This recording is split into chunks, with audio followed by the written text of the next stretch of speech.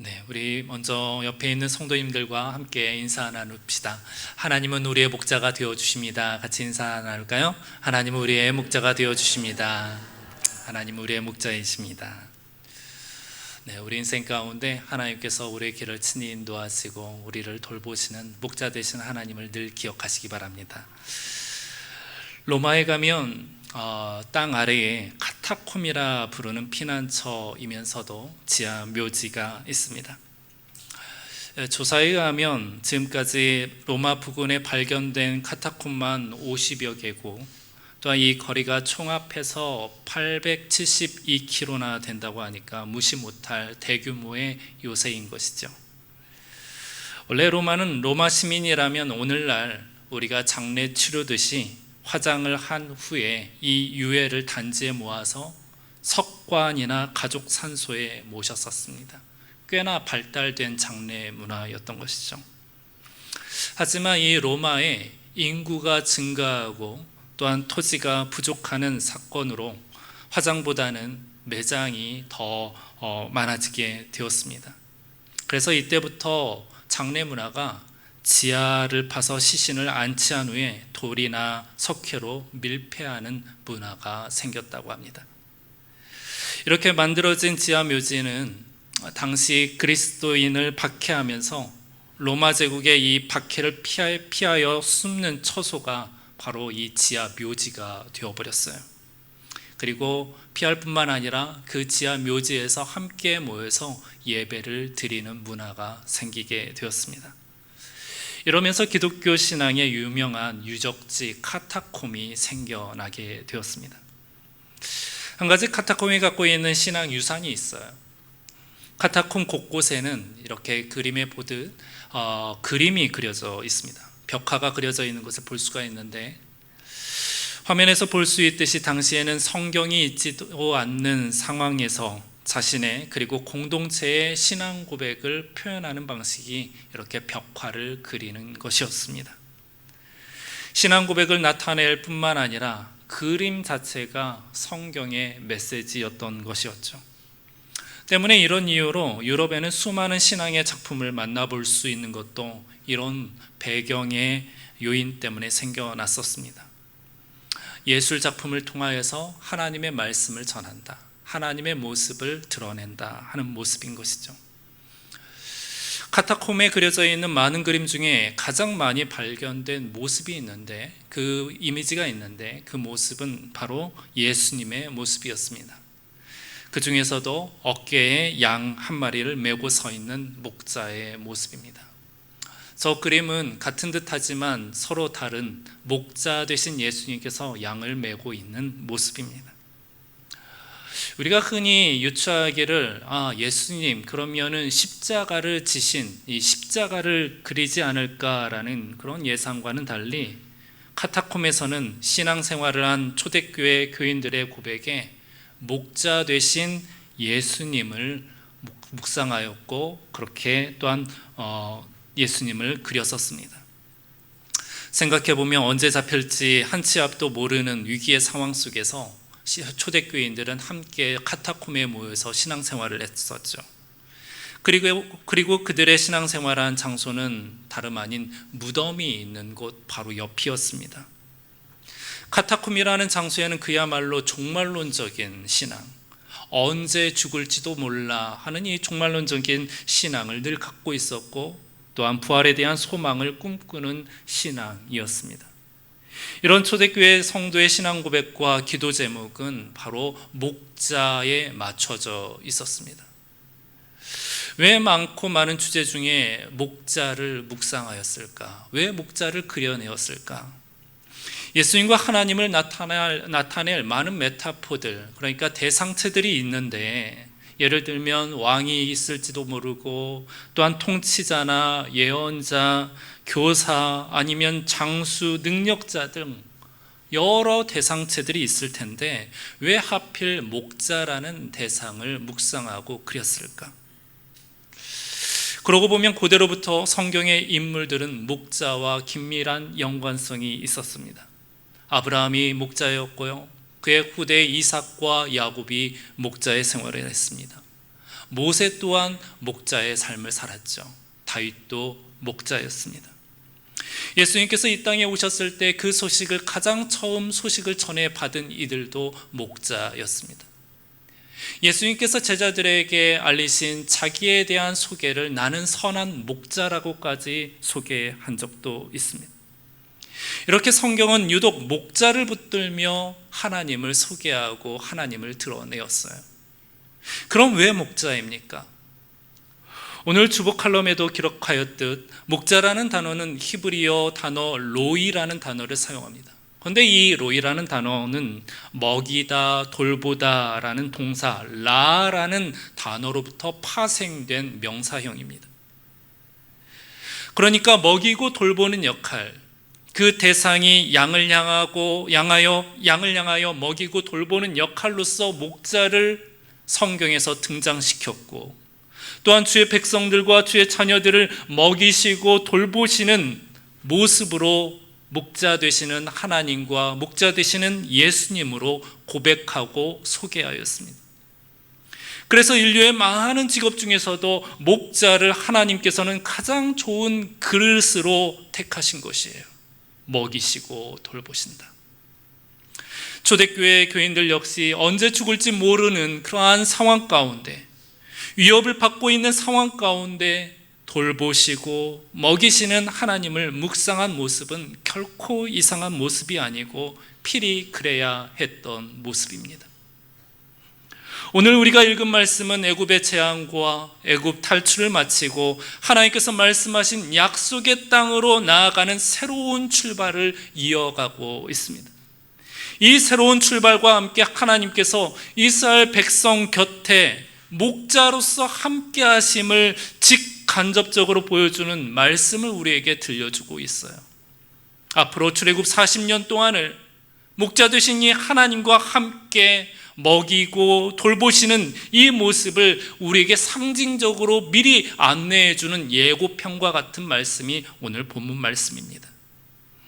오늘 우리 역시도 각자마다 약속한 하나님께서 부여받은 저 천성을 향하여 나아가는 이 여정 가운데 본문 말씀에 나타난 목자 되시는 하나님을 받아들이며 또한 묵상하고 목자 되신 하나님께 의지하여 늘 거하는, 그래서 하나님의 은혜 은총을 경험하게 되는 저와 여러분들이 되기를 주님의 이름으로 축복합니다.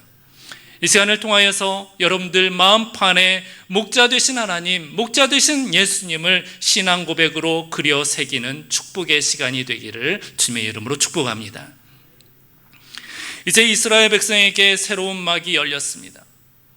지금까지는 애굽에서 하나님의 일하심을 목도하였다라면, 하나님의 재앙이 있으신 것을 옆에서 바라보며 하나님은 위대하시구나, 하나님은 전능하시구나 라는 것을 목도하였다라면, 이제는 출애굽하여 숫곳이라는 이 곳에 집결하여서 새로운 약속의 길로 나아가는 대대적인 행진을 하려는 순간입니다. 그런데 약속의 땅 가나안으로 향하는 길의 코스가 두 가지로 소개되고 있어요.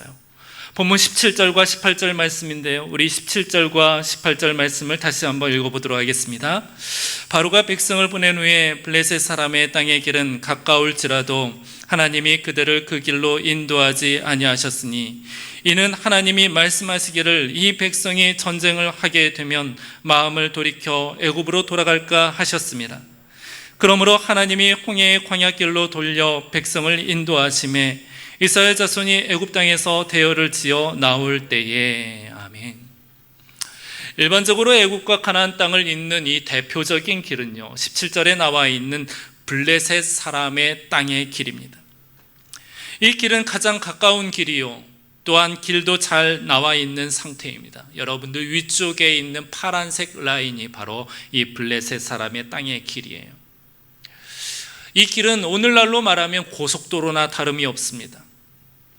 그래서 상인들이 이 길을 이용했었고요, 야곱의 가족들 역시 이 길을 타고 애굽으로 내려왔었습니다. 이 길을 이용할 경우에 2주, 그러니까 14일에서 15일이면 가나안 땅에 이르게 되는 그런 길이었어요. 그런데 하나님께서는요, 이 길이 아닌 다른 길, 한참을 돌아가는 길을 안내하고 있습니다. 밑으로 아래로 내려가는 길, 저 빨간색 라인이 바로 하나님께서 인도하는 길인데, 하나님께서 인도하는 길은 18절에 나와 있듯 홍해의 광야길입니다. 앞에 홍해가 가로막혀 있는 길이었고 또한 광야가 있는 길이었습니다. 훨씬 먼 길이었고 돌아가는 길이었어요. 그렇다면 하나님께서는 블레셋 땅의 길을 버려두고 왜 먼 길, 이 홍해의 광야길을 선택하였을까? 보름 정도면 갈 수 있는 길이었는데, 길도 잘 펴져 있었는데, 행진하기에 더없이 좋은 길이었는데, 그런데 50일 정도가 소요되는 이 돌아가는 불편한 길을 선택한 이유가 과연 무엇 때문이란 말입니까? 이스라엘의 목자 되신 하나님께서 말이죠. 저는 간혹 과거 선택의 기로에 선 순간들을 떠올리곤 합니다. 과거 성공주의 목회를 꿈꾸며 첫 사역지, 첫 단추부터 한국에서 내노란 큰 교회에서 목회할 기회가 주어졌었는데, 만약에 그때 그 교회를 갔더라면 나의 인생은 어떻게 되었을까 하는 생각을 하곤 해요. 또한 과거 목회자로서 큰 상심과 상처를 입은 채 목회를 접어야겠다 하는 그런 마음에 다짐을 한 적이 있었습니다. 그때 이후에 이제 제주도에 내려오게 되었는데, 만약에 그때 목회를 아예 접고 제주도에 내려오지 않았다라면 과연 어떻게 되었을까 하는 생각을 하곤 합니다. 왜 여러분들 역시도 생각하지 않습니까? 그때 그 사업이 잘 되었더라면, 그때 그 시험에 붙었더라면, 그때 육지로 갔더라면, 그때 내 인생의 문이 열렸더라면, 그때 내가 원하는 대로 되었더라면 오늘 우리는 이 모습으로 있을까요? 하나님께 지금처럼 진실한 고백을 드리고 또한 의미 있는 제사를 드리고 있을까요? 그랬더라면 우리가 하나님과의 거리가 더 가까워졌을까요? 하나님께서 우리 인간에게 선택할 자유를 주셨는데, 이것을 신학적으로 이제 선택할 자유를 주셨는데, 이 자유의 의지가 고마운 선물이기도 하면서 한 가지 우려되는 부분을 같이 갖고 있습니다. 겸해서 갖고 있어요. 그래서 양날의 검과 같습니다. 우리에게 주신 이 자유의지, 이 자유의지를 억제함 없이 마음이 가는 대로 사용할 때에는 우리 인간은 욕망에 사로잡힐 뿐인 것입니다. 만약에 우리가 자유를 절제하며 사용하게 될 때에는 이 모습이 큰 상급으로 우리에게 다가오게 되는 것입니다. 에덴 동산에서의 선악과를 두고 아담과 하와가 보인 선택이 이와 같았습니다. 자유함을 갖고 있는 아담과 하와는 뱀의 유혹에 자유를 억제하지 못해 욕망의 손을 선악과에 내뻗었지요. 하지만 그 자유를 절제하며 하나님의 언약의 말씀을 지켰다면 큰 상급을 받는 것은 누구나 상상할 수 있는 뒷이야기일 것입니다. 하나님께서 우리에게 주신 이 자유의지를 이야기하는 이유는 이스라엘 백성이 블레셋 땅의 길을 가게 된다라면 이스라엘 백성의 선택, 곧 이들의 자유의 의지는 불보듯 뻔했기 때문에 그렇습니다. 17절 말씀에 하나님께서 이렇게 말씀하세요. 이 백성이 전쟁을 하게 되면 마음을 돌이켜 애굽으로 돌아갈까 하였습니다. 그러므로 하나님이 홍해의 광야길로 돌려 백성을 인도하시매라고 기록되어 있어요. 무엇을 말합니까? 블레셋 땅의 길을 가게 될 경우에 애굽의 국경선이 배치되어 있는 군사들이 거기에 포진되어 있는데, 어떠한 무기도 없는 이스라엘 백성들이 군사들과 싸우려 하지 않았겠죠. 국경선을 지키기 위한 규모 있는 군대가 있을 터인데, 이스라엘 백성들은 싸울 의지가 없어 결국 생명을 지키고자 후퇴하여 애굽으로 달아나 도망갈 것이라는 하나님의 판단인 것입니다. 양떼가 아무리 많아도 목자가 있다 하여도 늑대 몇 마리의 혼비백산이 되는 것처럼 이스라엘 백성이 애굽 군사들의 위협에 도망갈 모습이 뻔했기 때문입니다. 하나님을 의지하는 믿음도 철학이 이전이기 때문에 더욱 두려움을 느낄 만한 상황이었던 것이죠. 사도행전 16장에 보면 바울이 아시아에서 복음을 전파하려고 했습니다. 계속 아시아에 순회하면서 복음을 전하려고 했어요. 원래 계획이 바로 아시아 지역이었습니다. 하지만 성령이 아시아 길을 막았다라고 기록하고 있습니다. 이 아시아 길이 막히자 비두니아로 가려 했었습니다. 그런데 또 성령님께서 비두니아 길도 막았습니다. 왜 하나님께서 선교의 길을 막으셨을까요? 왜 하나님께서 세상에 복음을 전하는 일을 가로막았을까?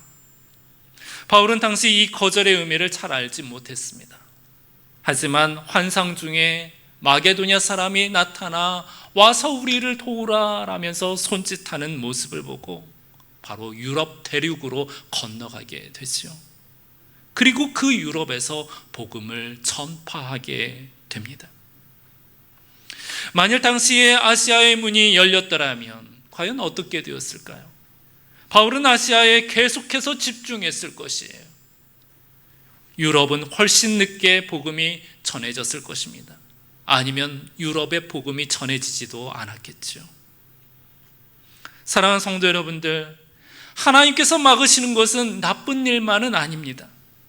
모든 상황을 고려한 지혜로운 판단을 우리에게 주신 것이지요. 목자가 지팡이로 양의 앞길을 막을 때에는 양을 괴롭게 하기 위한 행동이 아닌 것이에요. 양을 위한 최선의 길을 살피며 최선으로 이끄시는 지혜가 담긴 행동인 것입니다. 어쩌면 우리는 지금도 과거 우리가 거절당하고 이해하지 못할 사건이 일어났고 힘든 상황이 펼쳐졌던 것을 우리의 지혜 지식으로는 다 헤아릴 수 없을지도 모릅니다. 하지만 모든 과정을 통과하고 내 인생을 멀리서 바라보게 될 수 있을 때에 우리는 목자 되신 하나님의 지혜이며 나를 향한 사랑이고 하나님의 은혜를 헤아리게 될 수 있는 것입니다.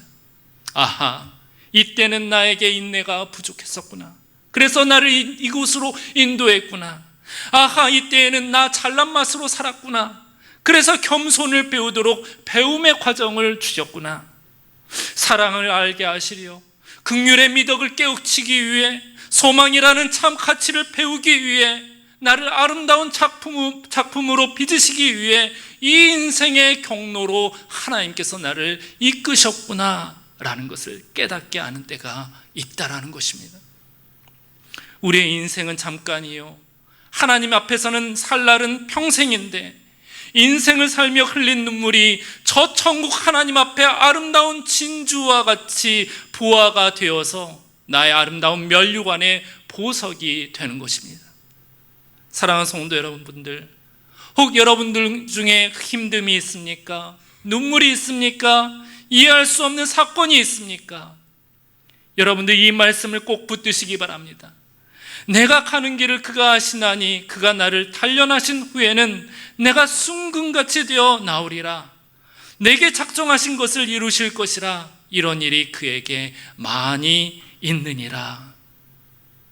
사랑하는 성도 여러분들, 소망 가운데 목자이신 하나님을 바라보며 승리하는 저와 여러분들이 되시기를 주님의 이름으로 축복합니다. 이제 이스라엘은 약속의 땅으로 가는 경로도 확정된 상태가 되었어요. 광야길로 이제 출발하려고 합니다. 그런데 19절에 뜻밖의 이야기가 하나 등장하고 있어요. 우리 19절 말씀인데요, 우리 다시 한번 읽어보도록 하겠습니다. 19절입니다. 모세가 요셉의 유고를 가졌으니 이는 요셉이 이스라엘 자손으로 단단히 맹세하게 하여 이르기를 하나님이 반드시 너희를 찾아오시리니 너희는 내 유고를 여기서 가지고 나가라 하였음이라더라. 아멘. 지금의 상황을 살펴보면 수십만 명이 움직이는 대이동입니다. 짐을 쌓고 가축을 몰고 아이들과 노인들을 부축하며 걷는 행진이 이루어질 상황에 있습니다. 그런데 모세가 요셉의 관을 들고 나왔습니다. 이것까지도 챙겨가는 모습을 보이고 있어요. 왜 이미 죽은 사람의 관을 들고 나왔을까요? 과거 요셉과 함께 야곱의 족속이 70명, 80명이 되는 사람들과 함께 애굽으로 내려왔는데 그 요셉의 시대 때로부터 400년이라는 시간이 흘러 이 요셉 또한 죽어서 사람들로부터 기억이 안 될 수도 있는데 그런데도 요셉의 관을 챙기는 이유가 과연 무엇일까요? 말씀에 의하면 요셉의 유언 때문입니다. 요셉의 유언이 이렇게 유언을 남겨놓았어요. 하나님이 반드시 너희를 찾아오시리니 너희는 내 유고를 여기서 가지고 나가라 라면서 단단히 맹세까지 하게 했다고 이야기하고 있습니다. 이 말씀을 살펴보면 요셉은요, 하나님께서 찾아오실 것이라는 이 사실을 믿고 있었음을 볼 수가 있습니다. 찾아오셔서 애굽에서부터 나와 다시 가나안 땅으로 들어갈 것을 이 요셉은 믿고 있었던 것입니다. 생각해 보면요, 요셉은 애굽의 총리였죠. 애굽에서 최고로 성공한 히브리인이었습니다. 요셉은요, 그의 아버지 야곱에게 한 것처럼 애굽 방식으로 몸을 처리하며 왕실의 무덤에 화려하게 묻힐 자격이 충분히 있었던 사람입니다. 왕실의 무덤에 있을지도 모르죠. 하지만 요셉은 이 모든 혜택을 거절했습니다. 왜이겠습니까? 왜 이 모든 혜택들을 다 내려놓으며 가나안 땅으로 돌아가려 했을까요? 히브리서 11장에 보면 믿음의 선진들을 열거하고 있습니다. 믿음의 선진들을 열거하면서 이들이 어떤 것을 믿었는지 그리고 어떤 성취를 이뤄냈는지 소개하고 있어요. 총 16명의 믿음의 선진들이 등장하는 가운데 이 16명의 이름 중에 요셉이 포함되어 있습니다. 요셉을 향하여서 이렇게 소개하고 있습니다. 믿음으로 요셉은 임종시에 이스라엘 자손이 떠날 것을 말하고 또 자기 뼈를 위하여 명하였으며, 본문 내용하고 똑같은 거죠. 이 구약의 말씀과 동일하게 이 히브리서에서는 이야기하면서 하나의 각주를 담고 있습니다. 그 각주의 말씀이 바로 이겁니다. 히브리서 11장 16절에 보면 이렇게 나와 있어요. 그들이 이제는 더 나은 본향을 사모하니 곧 하늘에 있는 것이라. 그들이 이제는 더 나은 본향을 사모하니 곧 하늘에 있는 것이라. 요셉이 믿음으로써 바라본 것은 두 가지였습니다. 하나는 본향이었어요. 믿음의 선조들과 함께 돌아갈 본향, 이 본향을 바라보았습니다. 그의 인생의 우여곡절 속에 함께 하셨던 하나님과 그리고 그 선조들이 함께 묻혀져 있는 곳, 요셉의 내세관은 완벽하게 구비되지 않았을지라도 그 믿음의 방향은 믿음의 선조들이 있는 곳이었고 하나님께서 역사하는 곳이었습니다. 세상의 이방 우상들이 가득한 이질적인 문화가 아니었어요. 이질적인 영적 세계가 아니었습니다. 그래서 애굽에 있기를 거부했던 거예요. 자기의 영혼을 지키기 위한 선택으로서 말입니다. 또 하나는 하나님께서 반드시 찾아올 것이라는 믿음을 갖고 있었습니다. 요셉은 하나님의 약속을 믿었어요. 신실하신 하나님이심을 요셉은 늘 기억하고 마음에 새겼었습니다. 요셉이 경험한 하나님이 어떤 하나님입니까? 요셉이 만난 하나님은요, 아브라함처럼 야곱처럼 딱 나타나서 직접 말씀하시는 하나님으로 경험하지는 않았습니다. 하지만 꿈으로써 보여주시고 인생의 힘든 역경에 처하게 되지만 결국에는 그 보여주신 꿈을 이루시는 하나님을 만나게 됩니다. 하늘의 해와 달 별들이 자신을 향하여서 절하는 모습, 볏짚탄들이 자신을 향해 절하는 이 꿈을 훗날 요셉은 성취하는 그 모습을 바라보며 하나님의 신실하심을 경험하게 되어요. 옥에서 바로의 관원장의 꿈을 해석해 주신 하나님, 바로 왕의 꿈을 해석해 주신 하나님, 가는 곳곳마다 형통하게 하시는 그 하나님을 요셉은 만났던 것입니다. 참으로 실수가 없으시고 계시하신 바를 신실하게 이루시는 하나님을 말입니다. 비록 더딜지라도 하나님은 분명코 이루시는, 그리고 이루셨던 하나님이셨습니다. 요셉이 만난 하나님은 이런 하나님이셨어요. 신실하신 하나님. 그래서 요셉은 이렇게 고백했을런지도 모릅니다. 하나님이 반드시 너희를 찾아오시리니 라고 말입니다. 약속하신 것을 반드시 이루시는 하나님. 사랑하는 성도 여러분들, 하나님은 우리에게 신실한 목자가 되어주십니다. 약속하신 것을 반드시 이루시며 말씀하신 것을 반드시 성취하시는 하나님이십니다. 우리들에게 들려주신 약속의 말씀, 부르심의 말씀, 또한 비전의 약속과 환상과 꿈들이 더딜지라도 분명코 이루시는 하나님이심을 믿으시기 바랍니다. 그런 거로 우리의 소망을 하나님께 두시기를 바라요. 하나님의 말씀보다 더 의지하는 것들을 내려놓으며 하나님께서 말씀하신 바를 더 굳게 붙드는 자들이 되기를 바랍니다. 우리를 향하여서도 찾아오실 목자 되시는 하나님을 의지하며 살게 되는 저와 여러분들이 되기를 주님의 이름으로 축복합니다. 이제 이스라엘 백성은 광야길로 가게 되었습니다. 광야가 어떤 길입니까? 낮에는 뜨거우며 밤에는 추운 기온의 낙폭이 커다란 장소이죠. 사람으로서는 살 수 없는 환경입니다. 먹을 것도 쉽게 구할 수 없는 장소예요. 이런 환경에 대규모의 이스라엘 백성은 행진을 해야 하는 상황에 있는 것입니다. 그런데 여러분들, 이 가운데 하나님께서 하시는 일을 보시기 바랍니다.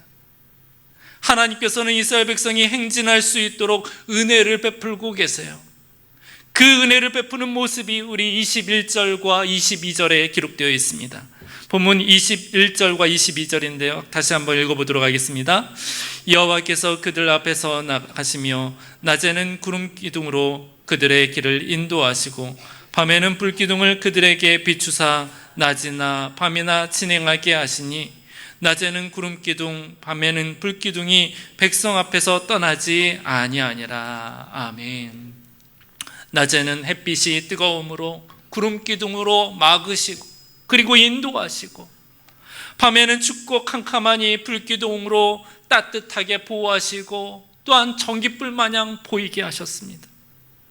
그것도 이스라엘 백성을 위하여 밤낮으로 진행하게 하신다고 기록되어 있습니다. 하나님께서 이스라엘 백성을 돌보시는 이 은혜가 단 한 번이나 어느 특정한 날에만 유지되는 것이 아니요, 계속해서 광야 생활을 하는 동안 계속 이루어지고 있다 말하는 것입니다. 얼마나 놀라운 은혜입니까? 하나님의 배려는 여기에서 끝이 나지 않았어요. 말씀해 보면 여호와께서 그들 앞에서 가시며 라고 나와 있습니다. 21절 앞부분에서 말입니다. 또한 22절 마지막 부분에 이렇게 나와 있습니다. 백성 앞에서 떠나지 아니하니라 라고 나와 있어요. 앞서 가시고 떠나지 아니하시는 모습을 우리에게 보여주고 있습니다. 여러분들 상상해 보시기 바랍니다. 백성들 진영 앞에서 앞서 가시는 모습이며 또한 그 안에서 떠나지 아니하는 모습, 이 모습은 그야말로 양떼를 이끄는 목자의 모습입니다. 이 목자의 모습에서 시편 23편 9절들이 떠오르는 것은 어쩌면 자연스러운 것일 것이에요. 시편 23편 말씀에 보면 이런 구절이 나와 있죠. 내 영혼을 소생시키시고 자기의 이름을 위하여 의의 길로 인도하시는도다. 내가 사망의 음침한 골짜기로 다닐지라도 해를 두려워하지 않을 것은 주께서 나와 함께 하심이라. 주의 지팡이와 막대기가 나를 안위하시나이다. 아멘. 광야라는 열악한 환경보다 또는 좋은 길로 여겨졌던 블레셋 땅 길보다도 더 중요하게 여겨지는 것은 하나님께서 돌보시는 은혜가 있느냐 없느냐가 중요한 것입니다. 하나님께서 떠나시느냐 떠나지 아니하느냐가 더 중요한 것이지요. 비록 광야의 열악한 환경을 걸을지라도 시편의 고백과 같이 사망의 음침한 골짜기 가운데 목자 되시는 하나님께서 함께 하신다라면 두려워할 이유가 없는 것입니다. 왜냐하면 하나님의 지팡이와 막대기가 보호하시고 있기 때문입니다. 불기둥과 구름기둥이 함께하고 있기 때문에 그렇습니다. 하지만 평안한 길, 쉬운 길, 빠른 길로 갈지라도 하나님의 도우심이며 하나님의 함께하심이 없다라면 우리는 이내 넘어지고 쓰러지기 십상이게 되는 것입니다. 출애굽 여정에서 이탈되게 되는 것이에요. 주 3세기 초대교회 시절 이 진리를 사모하는 이들이 있었습니다. 이들을 일컬어서 사막 교부들이라 불렀습니다. 주전 313년 밀라노 칙령과 함께 교회의 박해가 끝이 났죠. 기독교가 로마 제국의 국교가 되면서 예배당이 화려해지기 시작했습니다. 화려해지자 성도들은 순수 신앙이기보다 오히려 고상한 취미로 여기면서 신앙생활을 했었어요. 신앙의 변질이 생겼던 것입니다. 그러자 신앙의 본질을 잃지 않기 위해 한 사람 한 사람, 즉 광야로 가서 광야로 가서 수도원을 만들고 함께 공동체 생활한 이들이 있었습니다. 이들을 일컬어 사막교부, 사막수도승이라 불렀었습니다. 이들은 왜 좋은 환경, 좋은 길, 평안한 생활을 내려놓고 굳이 사막 광야로 갔겠습니까? 사막에는 물도 없고요, 음식도 없고 사람도 없고 즐길 만한 문화도 없습니다. 어떤 소리도 없는 고요한 곳인데 말입니다. 이들이 모든 화려한 것과 편의를 내려놓고 사막 광야로 내려간 것은 성경이 가르쳐준 대로 광야에서 하나님을 더 깊이 만날 수 있기 때문에 선택한 것이에요. 어떤 소리도 들리지 않는 세상의 소음이 없는 곳 속에 하나님의 세미한 음성을 듣기 위하고자 나아갔던 것입니다. 하나님께서 계신 그곳이 다른 문명 사회보다 더 낫다고 여긴 현명한 판단을 한 것이지요.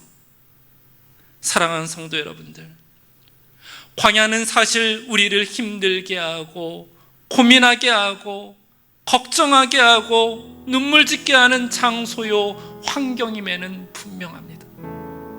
하지만 이 광야길에 하나님께서 함께 하신다라는 사실을 알게 된다면 비록 열악한 환경에 힘겨워하고 고생길 같고 초라한 인생으로 내가 추락한다 할지라도 우리는 그 안에서 만족을 찾을 수 있게 되는 것입니다.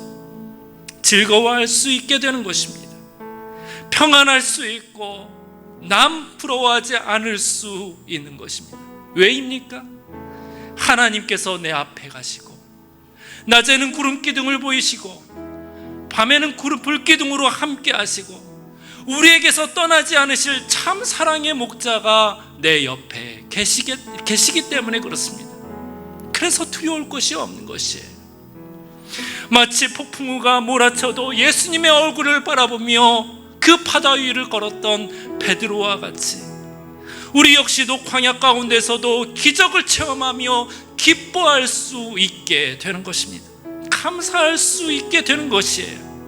참 인생을 깨닫게 되고 참 삶의 가치를 깨닫게 되는 순간이 우리에게 다가오게 될 것입니다.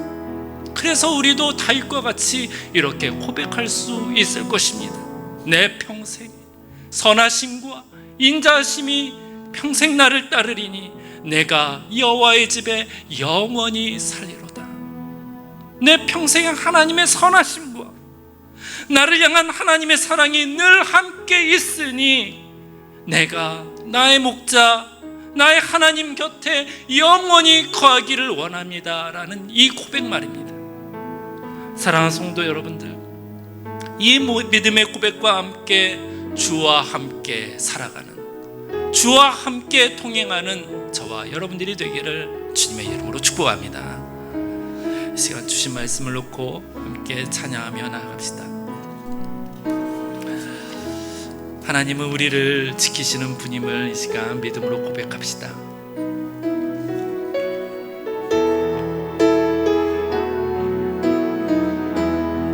하나님은 너를 지키시는 자, 너의 우편에 그늘 되시니 낮에와 밤의 달도 너를 잊지 못하리. 하나님은 나를 지키시는 자, 하나님은 나를 지키시는 나의 환난을 면케하시니 그가 나를 지키시리라.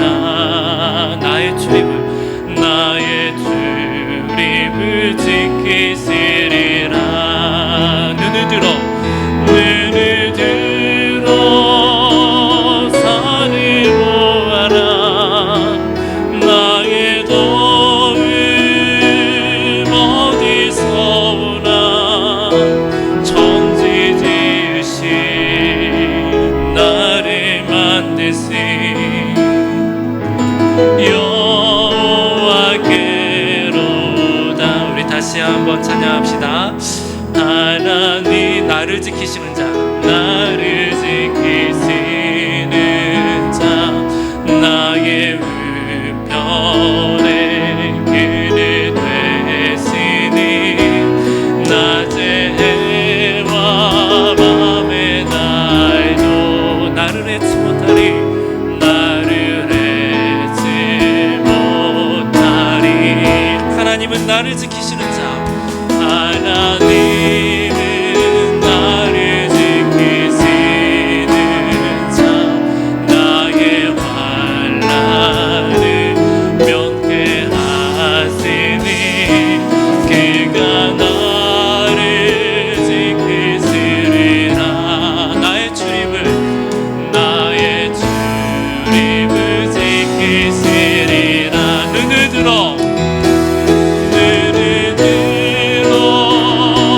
산을 보아라. 나의 도움 어디서 오나. 천지 지으신 나를 만드신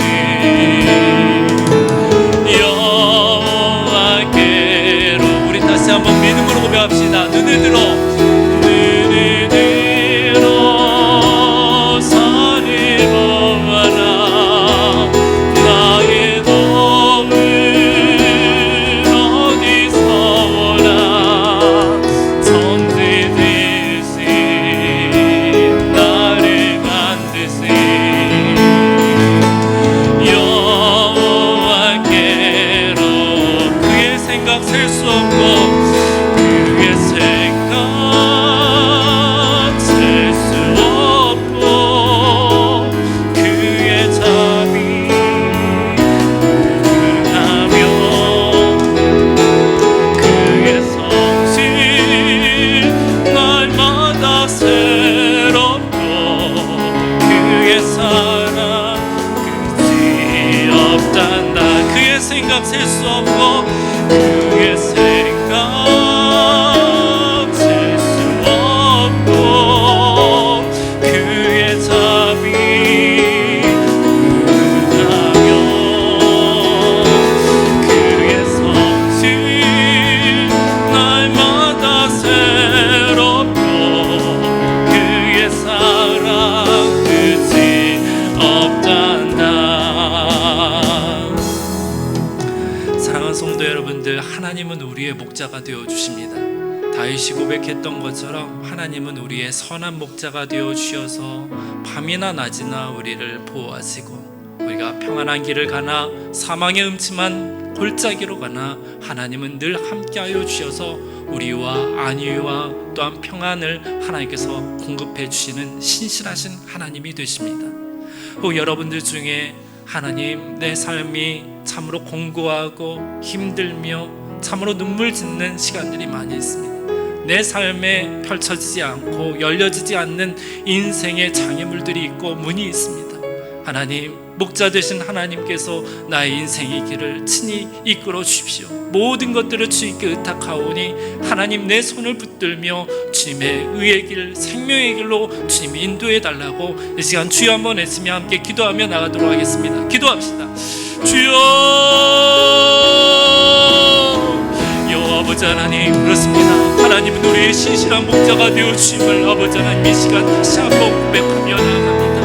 하나님, 우리 인생 길 가운데 아버지 하나님 험난하고 장애가 있으며 열려져 있지 않는 아버지 하나님 문 앞에 도달할지라도 아버지 하나님, 우리는 이 가운데에서도 하나님의 얼굴을 구하는 자들이 되길 원합니다. 하나님의 도우심과 하나님의 말씀을 아버지 하나님의 주시하는 자들이 되기를 원하오니 아버지 하나님, 우리의 믿음과 소망이 하나님께 있도록 주님 도와주옵시고 하나님께서 우리의 모든 발걸음을 친히 이끄시는 여호와 하나님인 것을 우리로 깨닫고 의지하여 아버지, 우리의 신앙과 우리의 인생의 순례 여정 속에 하나님과 함께 동행하는 아버지 하나님 그런 거룩한 동행이 있고 아버지 하나님 그런 복된 아버지 하나님 하나님과의 함께함이 있도록 은혜를 더하여 주시옵소서. 하나님, 우리의 모든 인생을 주 앞에 올려드립니다. 하나님께서 함께하여 주셔서 평안과 축복됨으로 아버지 하나님 저주옵시고 하나님께서 함께하기에 그 어떠한 곳이랄도 할지라도 상관없이 감사하며 하나님을 의지하는 아버지 하나님 신실한 믿음의 사람으로 아버지 하나님 친히 인도하여 주시옵소서. 우리의 모든 삶의 용병 가운데 함께하실 아버지 하나님을 기대하오니 주님이여 우리를 붙드시고 축복하여 주시옵소서. 여호와 아버지 하나님, 주님은 예전부터 지금까지 그리고 앞으로 영원히 우리의 신실한 목자가 되어주심을 믿나이다. 하나님, 믿음의 사람들이 아버지 하나님을 목자라 고백하고 또한 그렇게 노래했던 것처럼 우리 또한 하나님을 나의 목자, 나의 선한 목자로 아버지 하나님 고백하며 아버지 하나님 앞에 나아가오니 주님께서 우리의 신실한 목자가 되어주시기를 간절히 소망합니다. 지혜로운 목자요, 신실한 목자요, 일을 이루시는 성취하시는 목자요, 우리를 도우시고 함께 하시는 목자요, 우리 인생길 앞서서 이끌어 가시는 그러한 목자 되신 하나님을 이 시간 우리가 바라보니 아버지 하나님, 우리의 신앙이 아버지 하나님 죽어있지 아니하고 주님을 바라봄으로 인하여서 살아있는 신앙, 또한 아버지 하나님 이 땅 가운데 하나님과 함께하는 그런 믿음의 동행이 우리 안에 펼쳐지도록 은혜를 더하여 주시옵소서. 이 한 주간도 주님의 은혜에 아버지 하나님 부탁하오니 우리의 모든 성도들의 발걸음이 하나님과 동행하는 복된 발걸음이 될 수 있도록 은혜와 축복을 더하여 주시옵소서. 잘됨이 있고 형통이 있으며 그 가운데 감사와 하나님을 향한 찬송이 있게 하여 주시옵소서. 감사하며 주 예수 그리스도의 이름으로 기도드립니다. 아멘.